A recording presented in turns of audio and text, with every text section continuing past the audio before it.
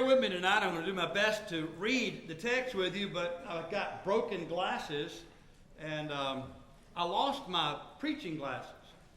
They were here with me last Wednesday evening.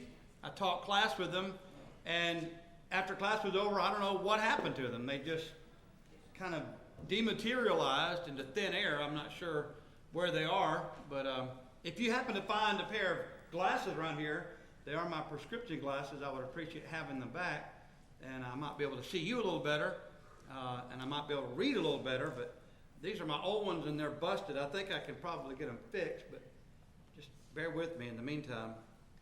2 Samuel chapter 2 is where we start our study tonight. We do have a good crowd with us for a rainy, cold day. If you've been outside, as I have most of the day, you know that when you're outside in it, it's colder than just going out every now and then. If you stay out in it, it just gets cold. So it's nice to be in here. But now it's a little bit warm. I'm not sure if I'm just that way or what. Maybe I'm just that way. It is warm? Oh, okay. All right. 2 Samuel chapter 2. Before we read this, I want to make a simple observation that I hope will be helpful to you. What we're going to be reading about, or beginning to read about tonight, is going to come to greater prominence as we continue our study of 2 Samuel and into 1 Kings in particular, if we go into 1 Kings. But I think a lot of people are confused when they read in their Old Testaments, for example, about Israel and Judah.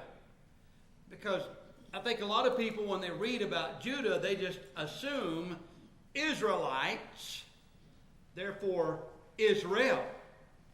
And when you're reading about the reign of Saul and David, at least for how many years of his reign?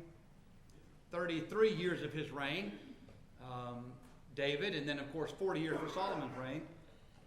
You read about Israel, the nation of Israel.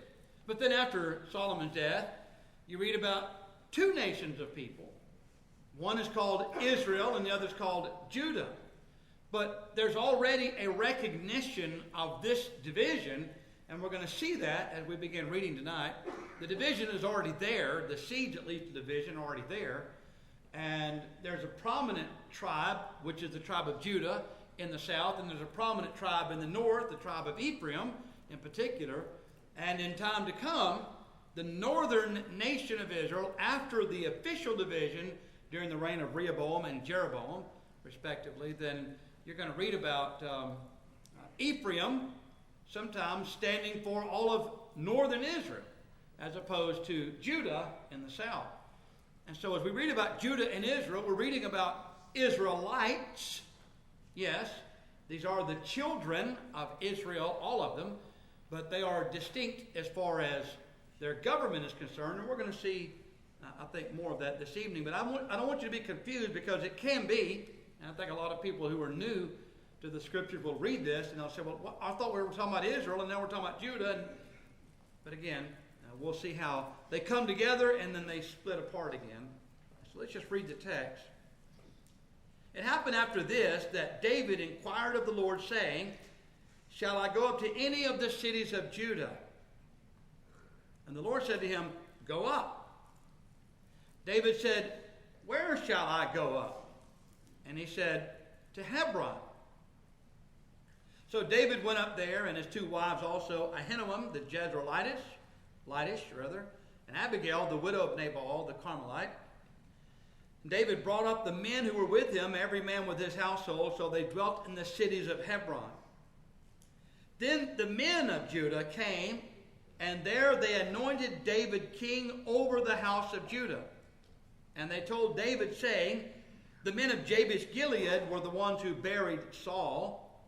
So David sent messengers to the men of Jabesh Gilead and said to them, you are blessed of the Lord, for you have shown this kindness to your Lord, to Saul, and have buried him. And now may the Lord show kindness and truth to you. I also will repay you this kindness, because you have done this thing.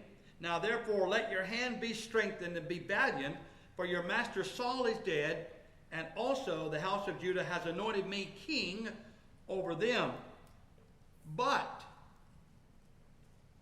Abner, the son of Ner, commander of Saul's army, took Ishbosheth, the son of Saul, and brought him over to Mahanaim, and he made him king over Gilead, over the Asherites, over Jezreel, over Ephraim, over Benjamin, and over all Israel. Ishbosheth, Saul's son, was 40 years old when he began to reign over Israel, and he reigned 2 years. Only the house of Judah followed David.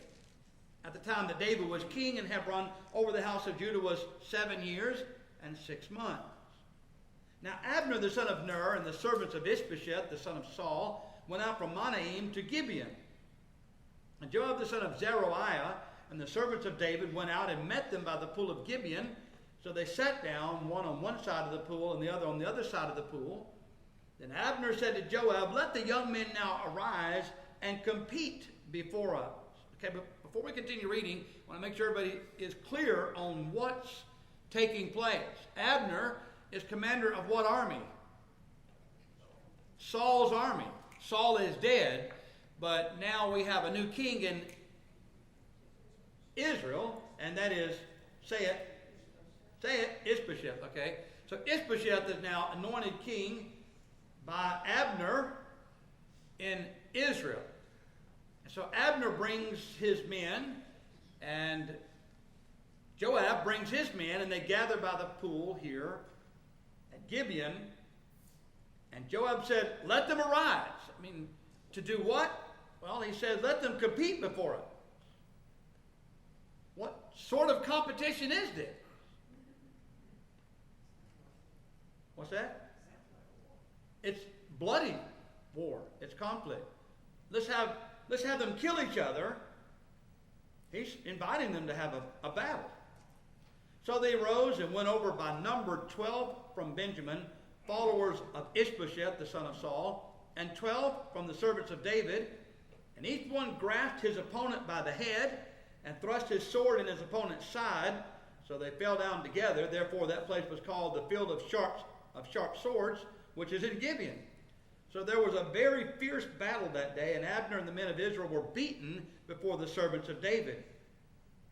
Now the 3 sons of Zeruiah were there. Zeruiah is the sister of David. So these are his nephews, Joab and Abishai and Asahel.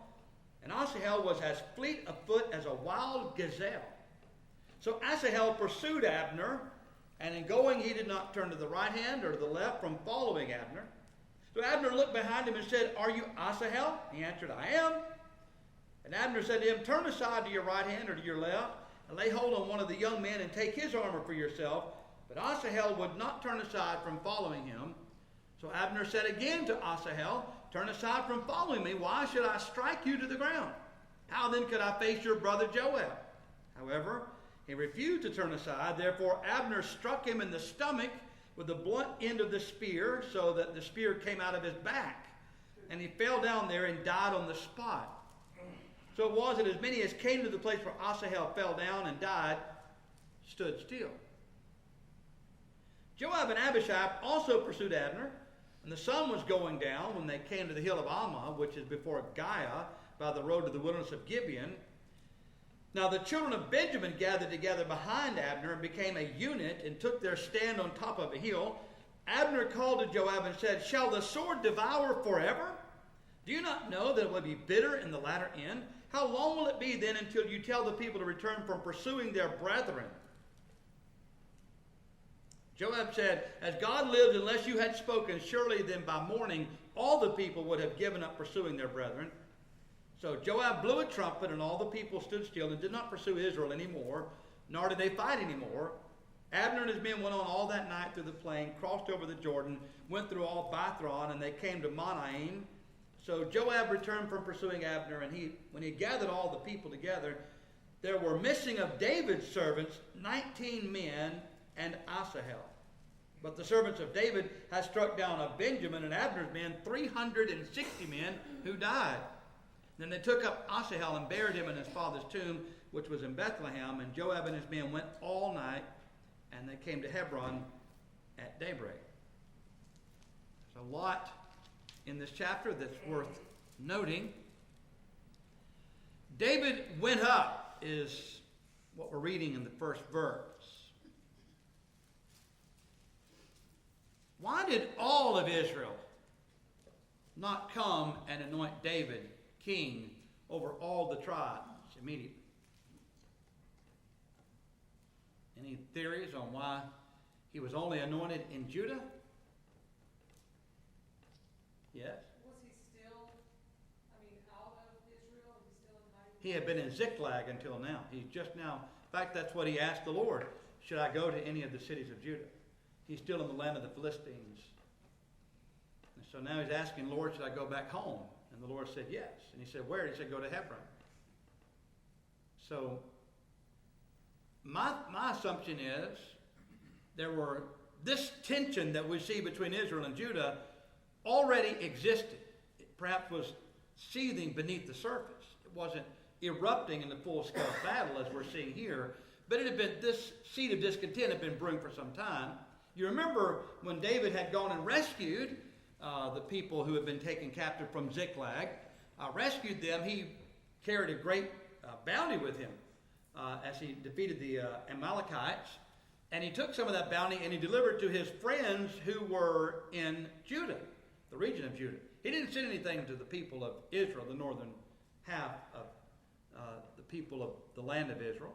So again, that's probably an indication that there's some of this separation and division that's already there. It's not out front yet. It's not openly spoken about, but it's there. So I think probably the reason they didn't come out is this tension that's been there is still there. And secondly, there's Abner and his role in this. And we're going to see more about Abner as we continue reading the narrative.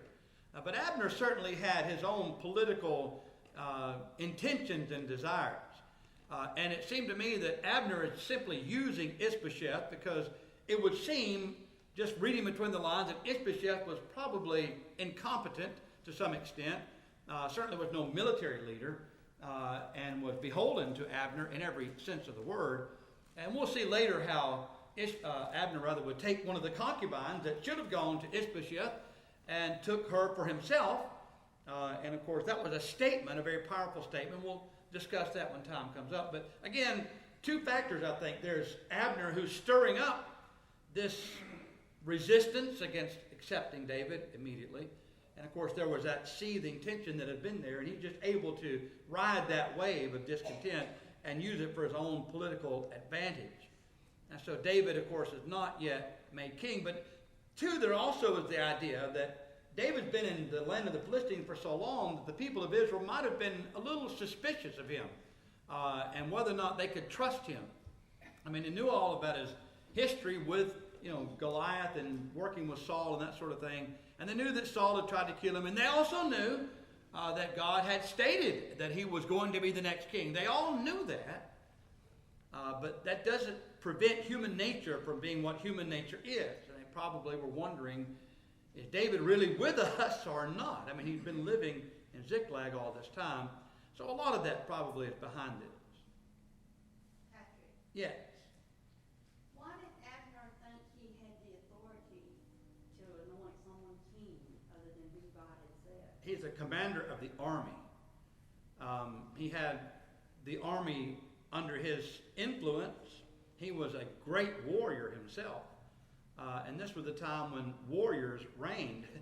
And so he's able to say, basically, because of his own just personal, charisma and his influence among the military personnel, he could do this. And he probably presented it as a legitimate argument because Saul was dead and this is his son, Ishbosheth. He should therefore be anointed king. So it had a sense of legitimacy to it. Although, and we're going to learn this later, Abner knew full well God had already chosen David. So he's doing this for his own purpose, his own advantage. And it's only because of circumstances that would change that he would eventually come around and accept David. But it was too late for him. But again, Abner was a very powerful man, a very influential man. David would describe him as a great man at his funeral. So again, he just had that ability. Now, one of the things that strikes me when I think about what's happening in Israel at this present time, it was an unsettled time. And you could argue it was unsettled for a number of reasons. They're still having conflict with the Philistines and so on and so forth. But Saul, for whatever view you have of Saul, whether you say he was overall a pretty decent military leader, and therefore an average kind of king for that day and age, we know morally speaking, spiritually speaking, he was very deficient. We recognize that. We've talked at great length about that. But as far as a military leader and a political icon, he certainly provided a sense of stability. And David even acknowledged that at his death, that Saul had provided the women of Israel with gold and with jewelry, and it provided them some degree of prosperity.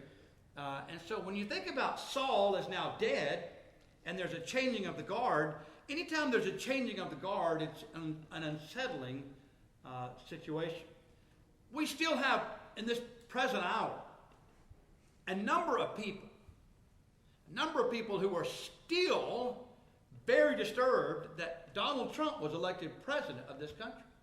And they are doing everything in their power to delegitimize him and perhaps even to impeach him. In fact, the Democrats have pretty much stated publicly that if they can take the House of Representatives, they're going to go ahead with articles of impeachment to get rid of Donald Trump. That's just to illustrate in our own present time how the seeds of division are evident. I'm not trying to get political. Maybe you think that Donald Trump should be impeached. I'm not saying that's right or wrong. I'm just stating a fact. So don't get mad at me and throw songbooks at me. That's a fact. And if you want to watch the news and keep up with things, you'll understand that's what's happening in our world. And so it's kind of reminiscent of what we're reading here. People don't like change.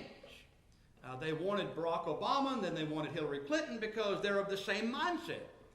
And they have the same point of view. And they want to continue with that same point of view and moving headlong towards socialism. Maybe that's what you want. I'm not saying socialism good or bad and capitalism is good or bad. I'm just saying that's the direction they want to go, and Donald Trump wants to go a different direction. So that's just a fact. So we're seeing the tension here. Competing worldviews. Some believe in God and some don't believe in God. Some murder babies, some protect babies. I'm just saying these are differences that everybody that watches and pays attention knows. And so when people don't get what they want, they're going to do everything they can to bring about a different result. So changing the guard politically can always be an unsettling thing. It can be unsettling when you have to change jobs. Have any of you ever had a job for a long period of time and you came in one day and the boss said, sorry, can't use your services anymore, and what do you do? And how do you respond to that? And how do you find a new job? That's unsettling. Or what do you do when you find out your loved one has just died horribly from a heart attack or has been killed in a car accident or some terrible tragedy has befallen them? I mean, your life suddenly changes. You don't like change. No one likes change. And it can disrupt your life. It can disrupt everything.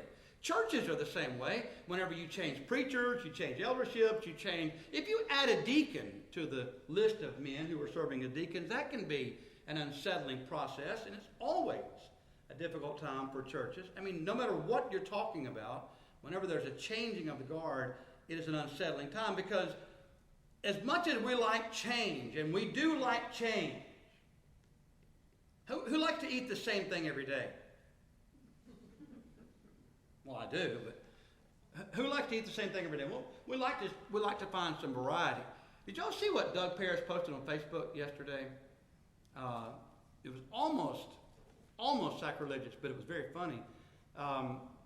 It was a picture of Adam and Eve, and it's a depiction discussing how we really shouldn't let women actually answer the question, "Where would you like to eat, honey?" Because anyway. Maybe we shouldn't allow them, the choice in what we put on the menu. I thought it's pretty good myself. But we like things to be different. But at the same time, whether we're aware of it or not, and I think most of the time we're just not aware of it, we really like things to stay the way they are. We like to get up in the morning and we like to see the sun come over the horizon. And at night we like to see it go down below the horizon.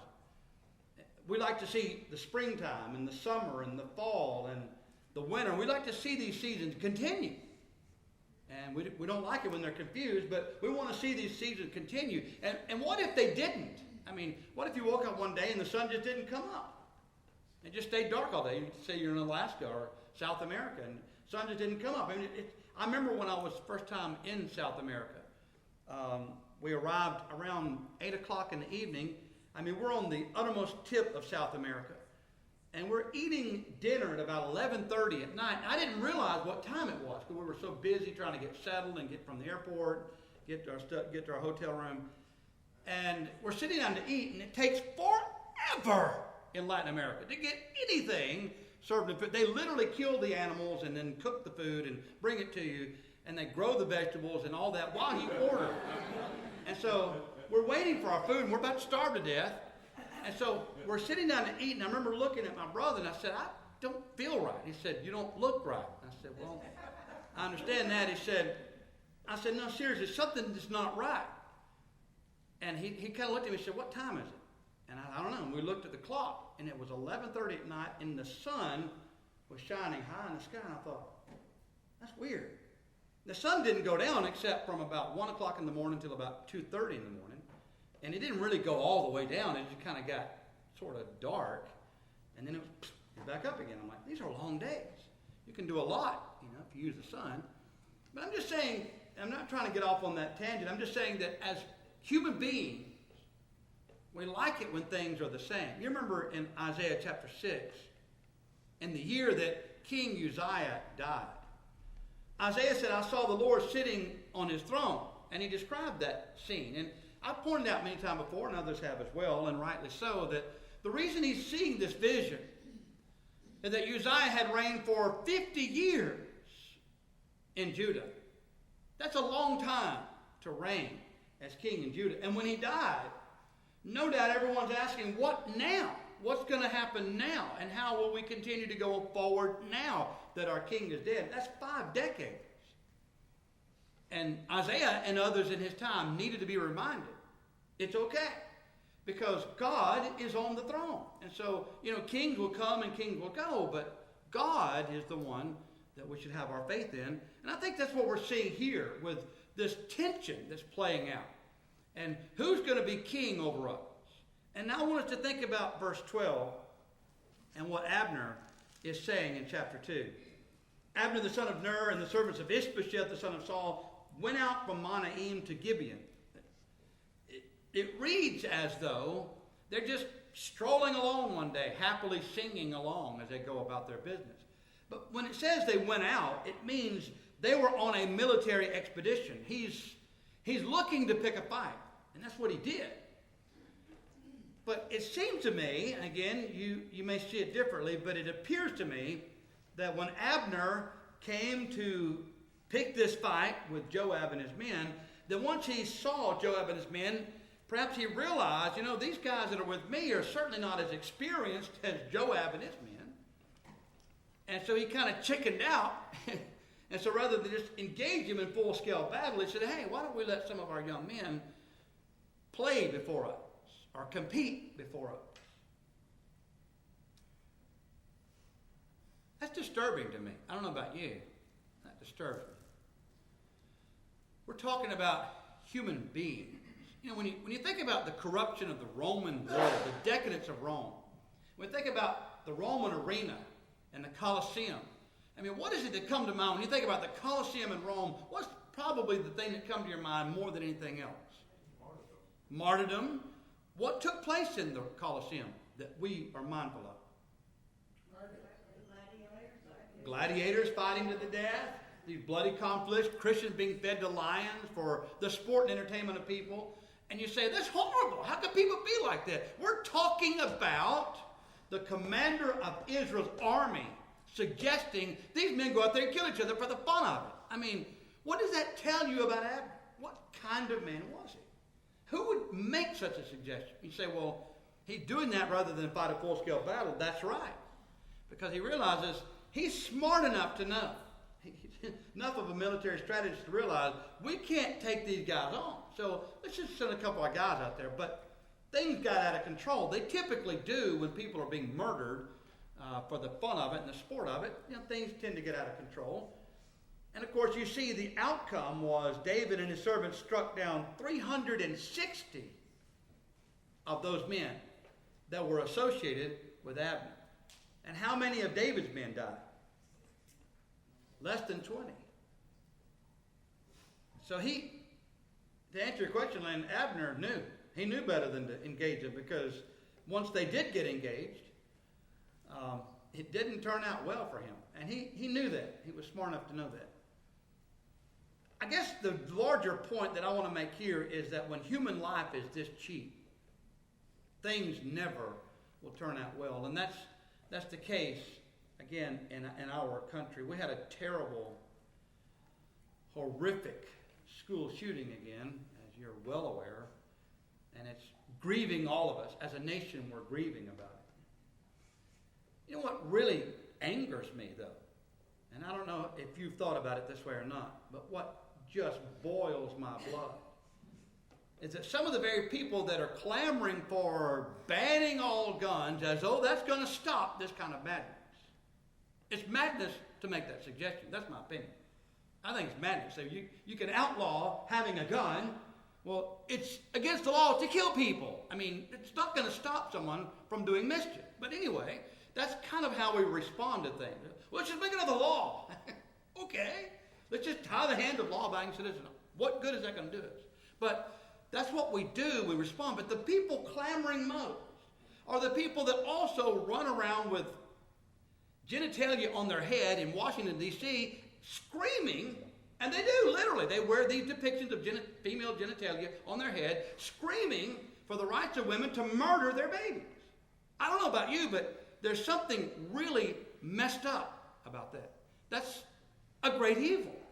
And so while we're denying rights to law-abiding citizens, we're destroying the lives of innocent human beings in the name of protecting children. I'm not buying it. I realize there's something else going on here in this agenda. It has nothing to do with protecting innocent lives. Over 1 million babies are murdered. And they are murdered because we have people like this in our country that want babies murdered. And yet when babies in school are murdered, that's a terrible thing, because guns have just walked in there and started randomly shooting people. Human life should be valued because we are created in the image and the likeness of God. And so when Abner made the suggestion, it's a deplorable thing he suggested. Wouldn't it have been better had Abner seen that he's outmanned and outgunned and there's no way he could possibly take on David and his troops? He could have somehow said, maybe we ought to come to some kind of agreement here. We be brethren, let's work this out. Wouldn't that have made more sense? Instead of starting a civil war, which literally is what just happened. Civil war is now openly. This was Fort Sumter in ancient Israel. That's what we just read about. And so that first shot have been fired, and it's going to continue for some period of time. Verse 18.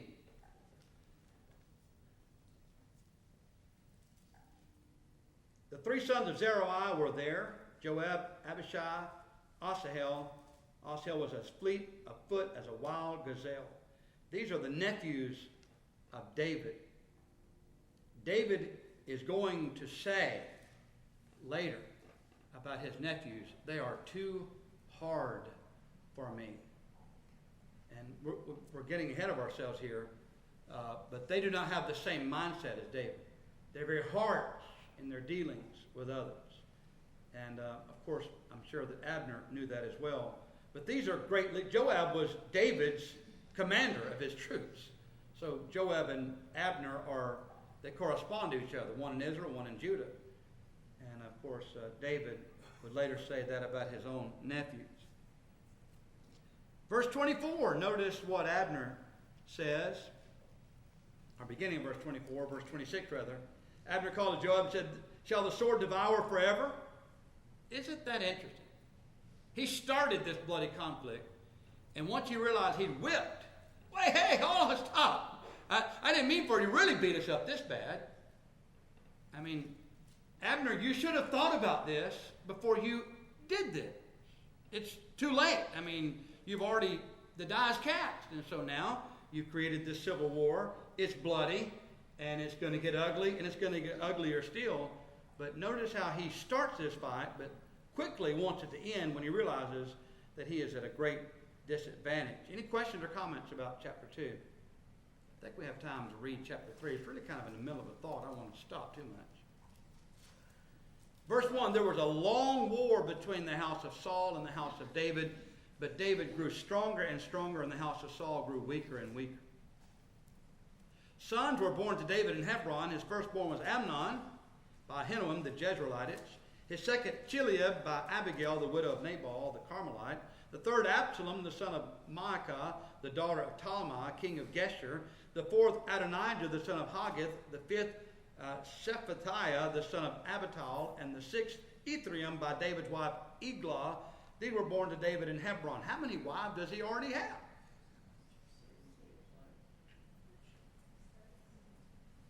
Now, these names of David's sons are mentioned. What significant thing can you tell me about any of these sons?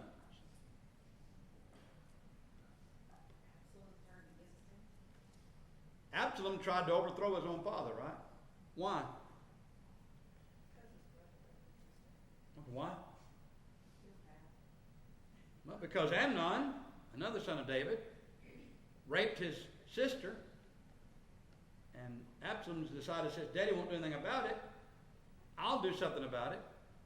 David banished him, and Joab later would plead his case and have him brought back to Judah at a distance, but be brought back. And that's how he was able then to raise a rebellion against his own father and his father's throne. So it really was not a good thing. So if you read about the sons of David, there's no one in this list of any consequence. Now David would have a son, and he would be his successor to the throne. And how did he come about with that son?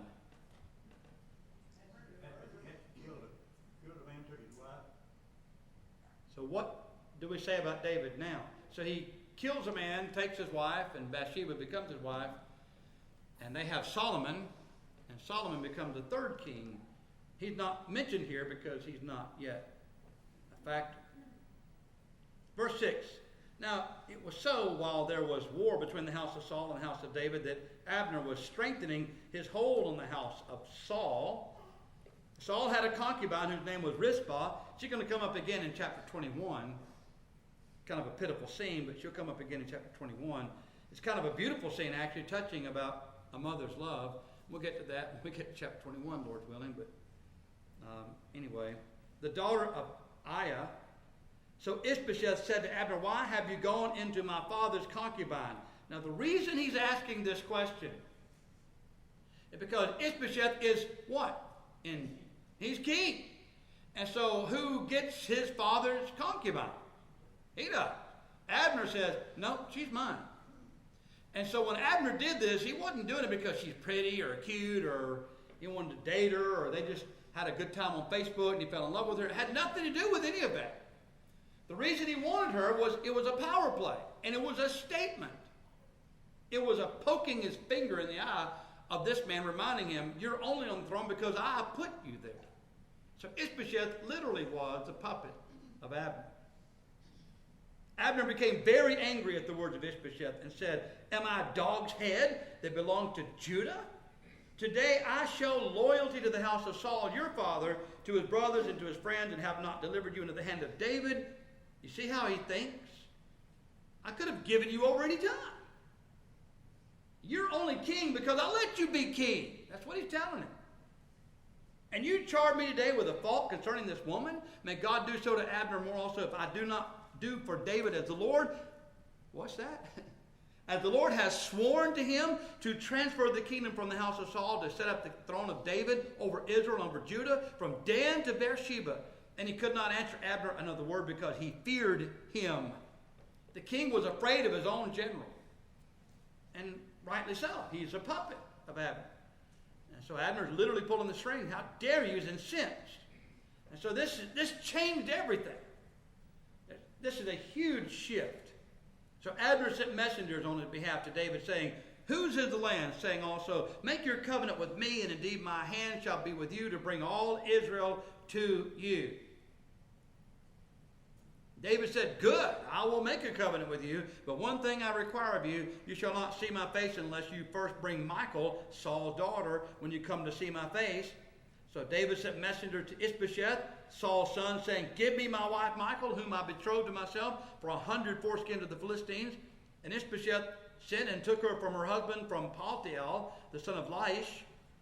Then her husband went along with her to Barim, weeping behind her. So Abner said to him, go, return. And he returned.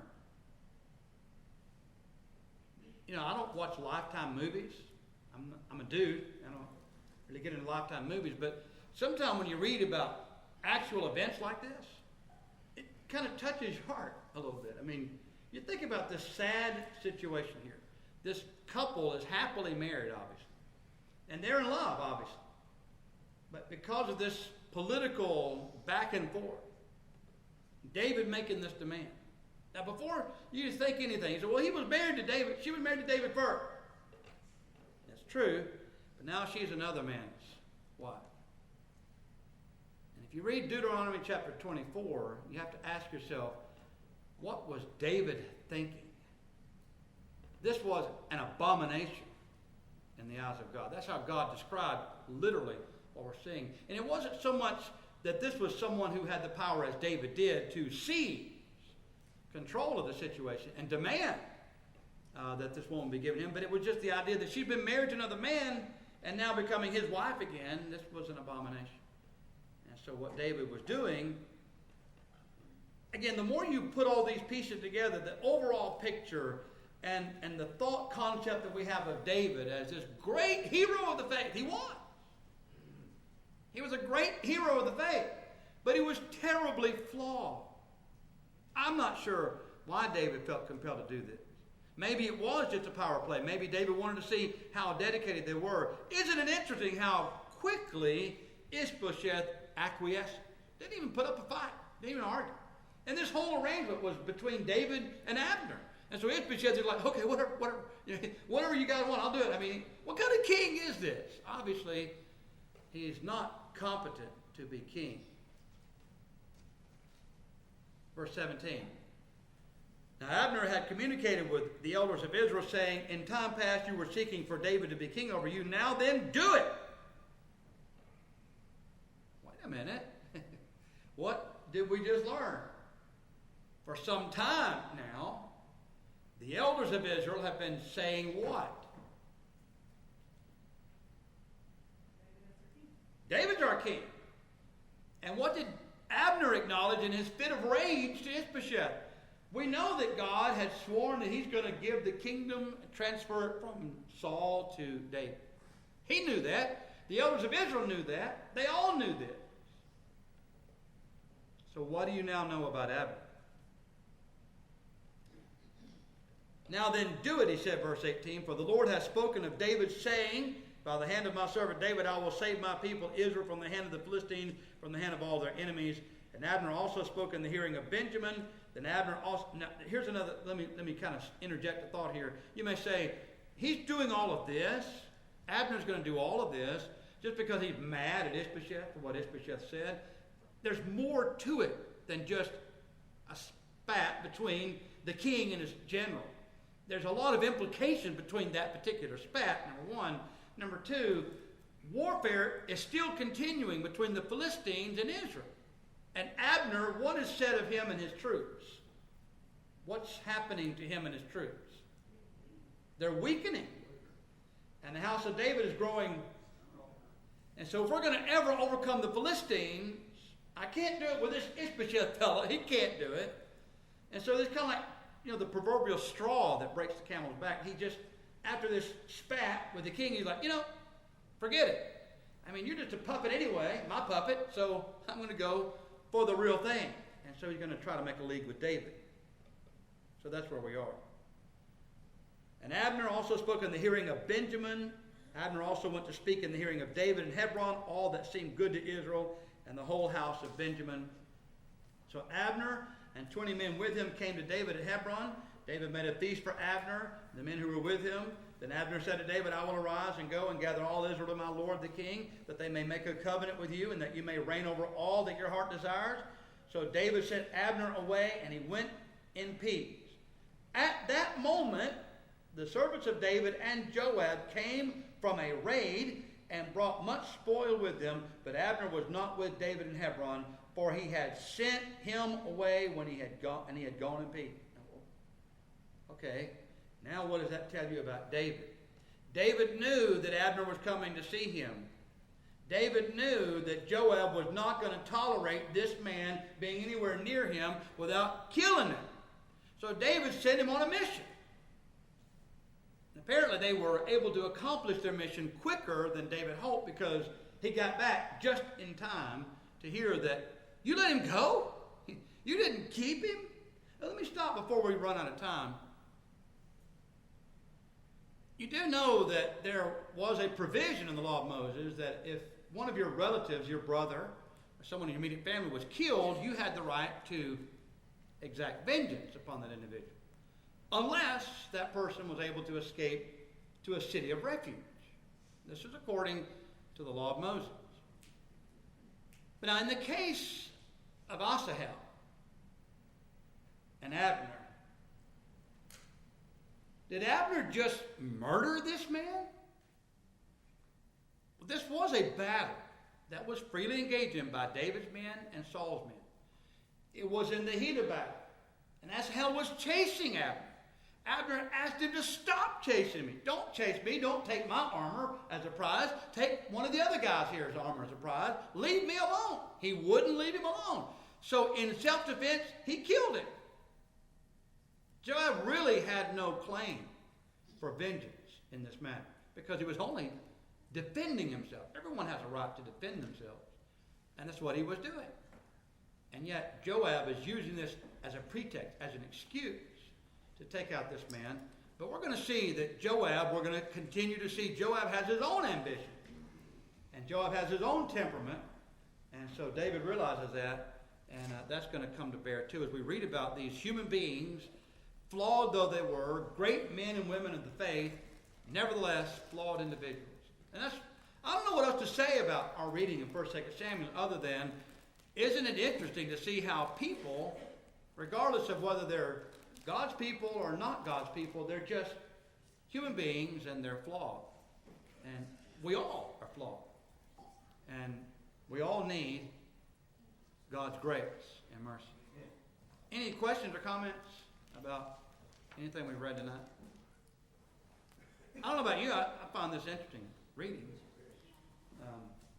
You kind of see how the kingdom is shifting from one king to the other, and it's a little bit messy. But eventually, when David becomes king, Israel is going to become a great power in that part of the world, a great kingdom. And that never would have happened under Saul's reign. You had a comment? It went out of your mind? All right. All right.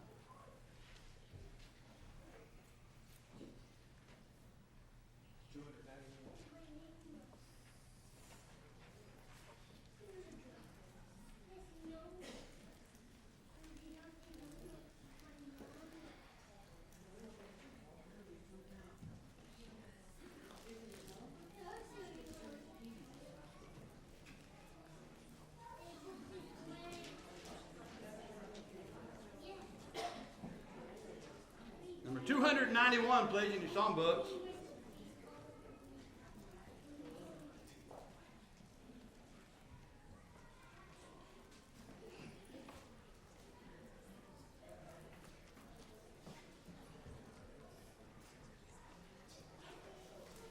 My grandson looks like a Unabomber back there.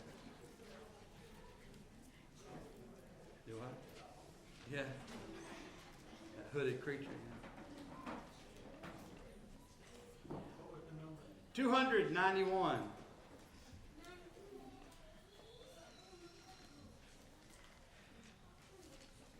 Don't forget, this Saturday morning there's to be a men's meeting at 8 o'clock here at the building. I assume that's to be in the fellowship hall. I don't know. Has that been decreed yet where we're meeting? Is that Jason? In here? Okay. So meeting here at 8 o'clock this coming Saturday. Ladies' Night Out will be Thursday, March the 8th at 6:30 at Seabreeze in Douglasville. And men can accompany them if they like to eat something good. Otherwise, have to stay at home and starve. Prayer time will be open Friday, March the 9th. That's not this Friday, but the next. From 4 to 6, anyone who would like to be here to pray, Brother Michael Weaver will be here to pray with you or take prayer requests, so on and so forth. Please, if at all possible, be here on March the 9th and encourage this good work. We have a fellowship meal at Perk Up the Pantry on that Sunday next. That would be not this Sunday, but the next, March the 11th, following the morning worship. A list of specific needs will be printed in next Sunday's bulletin. Don't forget our gospel meeting will be March the 18th to the 21st with a variety of men who have participated in the Georgia School of Preaching classes. Our Sunday service will be the same.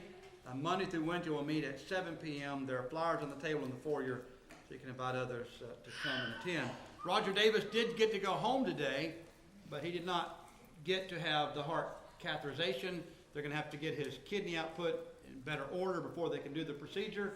Possibly, he said, next week.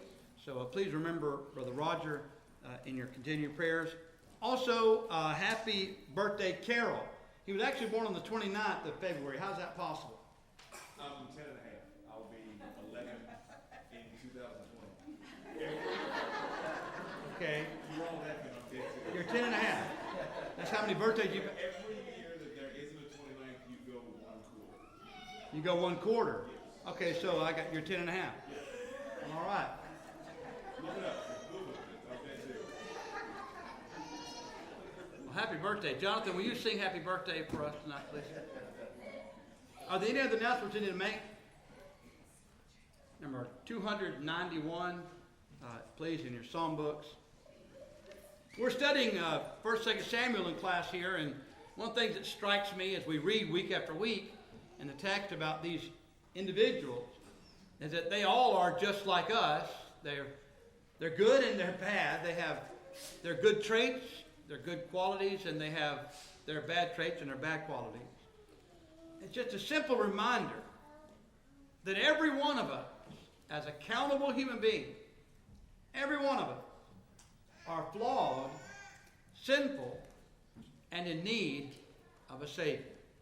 And so God sent His only begotten Son into the world to suffer and to die, to pay the price for our sins, to make it possible for us to be forgiven and to have the hope of eternal life. I love the opportunity we have now before us to make that request known if it's not yet been done on our part, to obey the gospel, to be added to the body of Christ, to become a recipient of God's grace and mercy tonight.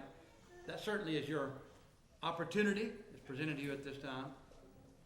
If you need to respond asking for the prayers of the church, if we can assist you in any way, please don't hesitate.